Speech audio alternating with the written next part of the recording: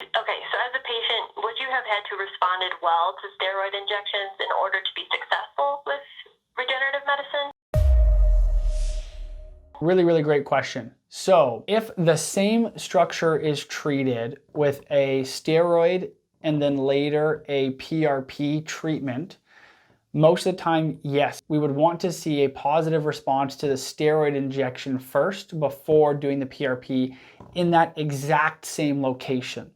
Now, one of the reasons that we might not see a positive response to a steroid epidural, for example, is that there's other things contributing to your pain. It's not the nerves that are in the spinal canal at that lumbosacral level that the caudal epidural reaches.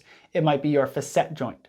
And so we don't have to have a positive steroid response in order for us to effectively treat your facet joint with PRP or stem cells or prolotherapy, whatever regenerative injection we choose. For example, if an interventional pain doc does a steroid epidural and it doesn't work, it's not appropriate, in my opinion, for them to say, okay, let's just do PRP as an epidural because then it'll work. Generally, it's not going to work because if the steroid epidural worked, then that means that we're on to something there. And so the little piece of your history where you did have even though it was 10 days is kind of borderline like, okay, maybe there's something to this, maybe not, because it still could have been a systemic steroid effect. So we'd have to tease all of that stuff out in your initial intake and corroborate it with the physical exam.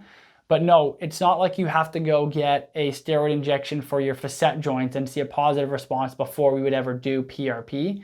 That's not the way that I work. I work based off of, okay, we took your history, your physical exam, we looked at your imaging, looking at all those three things, we recreated your pain, let's say, for example, with your facet joints from the facet joint maneuvers.